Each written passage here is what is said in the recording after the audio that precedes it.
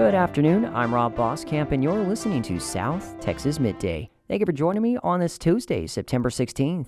The Corpus Christi Housing Authority voted yesterday to fire long-term CEO John Allsup after questions over apartment deals that cost the city millions in tax revenue. A KRAS 6 News investigation uncovered potential violations of state law in controversial workforce housing deals worth $350 million. The motion for the termination passed after the board met for nearly 2 hours in executive session. Now was a good time to change. We've got to try to get some things going in behalf of the organization for the Housing Authority, and we just felt like it'd be a good time to change.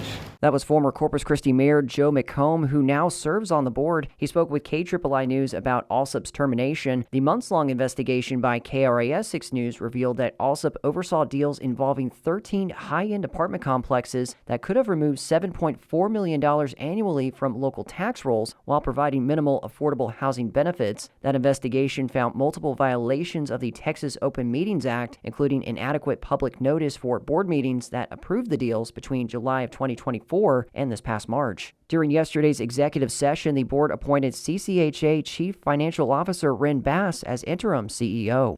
3 false reports had deputies reporting to schools across Victoria yesterday. 25 News Now reported that one Howell Middle School student was arrested after reports of a weapon threat yesterday morning. In the afternoon, deputies returned to the campus after a second student allegedly made a false bomb threat. Deputies confirmed both claims were false and no weapons or bombs were found. Meanwhile, a Victoria East high school student was arrested after falsely claiming he planned to use a firearm. Deputies said a school resource officer was notified after a 15-year-old boy claimed on a school bus that he was going to use a firearm. No weapon was found during the preliminary investigation. The student later admitted the statement was a joke. All 3 students were arrested on a charge of making a false report to induce an emergency response and taken to the Juvenile Detention Center. In Texas, making a false report to induce emergency response is a Class A misdemeanor.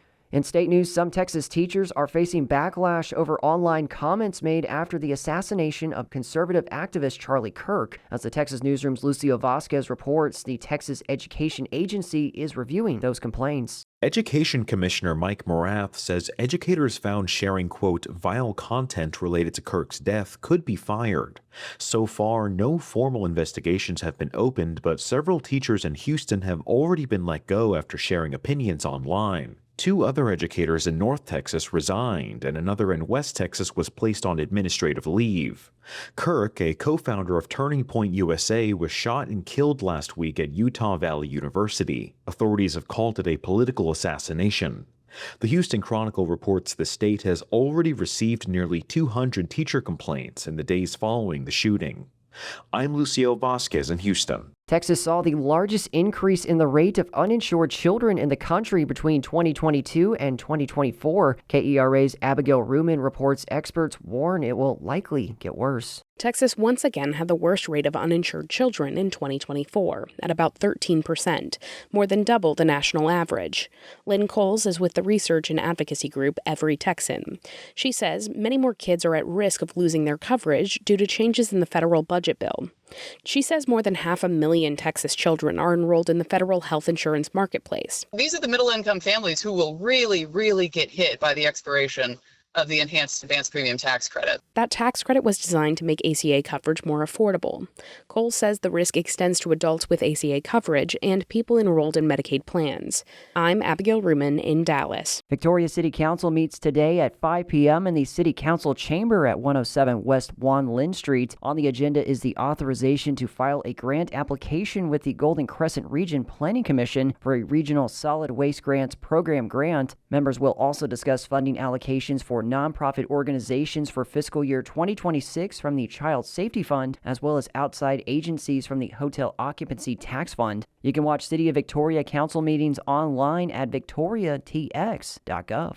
George West City Council met last week for its regular meeting and the first public hearing on the proposed property tax rate and budget. South Texas News reports that no citizens spoke during the hearing. A second hearing on the tax rate is scheduled for September 25th at 5 p.m. City Council also gave an initial approval to a balanced operating budget of $4.6 million for the fiscal year beginning October 1st. The council also approved on first reading the proposed tax rate of 78.264 cents per $100 valuation. The same as last year's rate. However, the average homestead has increased from $105,000 to just under $150,000, nearly 42%. That means the average homestead tax bill will climb from about $826 last year to over $1,100 this year. During last Friday's Rockport City Council meeting, members unanimously approved the first of two readings for Ordinance 1991, establishing a 2025 tax rate of 42.6475 cents per $100 valuation. The decision means an 11.16% increase in the property tax rate for Rockport residents. South Texas News reports the new rate allocates 23.143 cents per $100 for city maintenance and operations, while 19.5 cents per $100 is designated for the payment of principal and interest on the city's debt. For the average homestead in Rockport, the tax increase is estimated to be about $158. City officials project that the new rate will add about 13.36% more revenue for the city compared to last year. President Trump continues to call Russian meddling in the 2016 presidential election a hoax, but one person wants to give Trump a reality check. That would be Reality Winner. She is the former NSA contractor turned whistleblower. She gave the media a top-secret report showing that Russia attempted to interfere in the 2016 presidential election. Winner went to prison for that leak. Texas Public Radio's David Martin Davies sat down with Winner to discuss her new book. We have a search warrant for your house. Okay. Reality Winner's story has already been told. There have been 2 feature films. This is from the 2023 movie Reality, starring Sydney Sweeney. This is about possible mishandling of classified information. Oh my goodness, okay. There is also a Reality Winner documentary, a Broadway play. She was featured on This American Life and lots of news media, all telling the story of the South Texan. And from this, Winner has made exactly $0. I am prohibited from profiting from anything with my name or my story. Same with her new book. She doesn't even get free copies. I have to buy my own book. So if the book, Reality Winner, I Am Not Your Enemy, is not a cash grab, then why write it? There were still questions, and that my story, my life, and my personality, and the reason why I do what I do. How are you doing? Good, how are you? Hey, well, that's fine. Dog slobber. I met Winner and her 8 dogs at her home on the dusky outskirts of Kingsville, Texas. 4 of the dogs are permanent and 4 are rescue strays. The house belongs to Winner's mom, and on the wall there is a mounted buffalo head. Winner said she rescued it from a dumpster. To spare listeners constant barking in the background, we went to Winner's second home, the CrossFit gym where she coaches.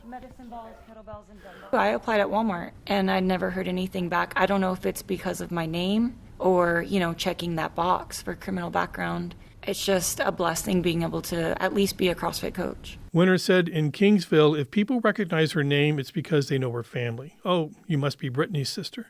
But outside of South Texas, her name has baggage. I get the word traitor a lot, and in a sense that I did take an oath to not disclose that information.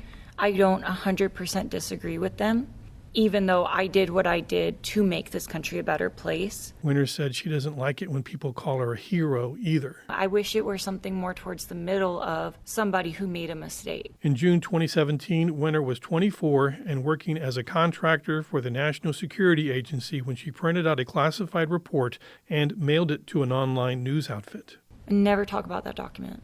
If she does, she could go back to prison. But it confirmed, with U.S. intelligence evidence, that Russia's military intelligence agency had tried to penetrate America's voting systems. They launched spear phishing attacks on state election offices and even a private voting software company. President Trump continues to call this a Barack Obama orchestrated hoax. The witch hunt that you should be talking about is they caught President Obama absolutely cold. Winner says if it's a hoax, I would love my pardon then. Because Winner was arrested under the Espionage Act. She eventually pled guilty and was sentenced to more than 5 years in prison, the longest sentence ever given for that kind of crime. But both can't be true. Winner can't be guilty of leaking national secrets, and that, according to Trump, Russiagate is a hoax. What I leaked is very real, and I should suffer because of it. But at the same time, they can also hurt others by saying it's not real. Winner is conflicted. She's still worried about the state of the democracy, but she wonders if she should use her name and story to join the protest. I can keep arguing that this is a thing that happened, or I can keep my head down and rescue dogs. Is Winner a traitor or a patriot? Is her story a cautionary tale or inspiring? That depends on your view of reality. I'm David Martin Davies in Kingsville, Texas. In Victoria, Meals on Wheels South Texas is leaning more on state support to fill a gap to feed the hungry. Dan Capone, president and CEO of Meals on Wheels South Texas, told 25 News Now the need is growing due to rising food costs. County has increased their funding a little bit because federal funding is drying up, staying flat in an atmosphere, as all of you know, if you've gone to the grocery store and go grocery shopping, food costs have risen. We're facing those same costs as a program trying to feed others. Meals on Wheels South Texas in Victoria delivered about 6,000 meals per month last year to clients in Victoria and DeWitt counties, as well as the Berkeley area of Goliad County. And that is the latest news and information on South Texas Midday. I'm Rob Boskamp. Your community arts calendar and more is on the way.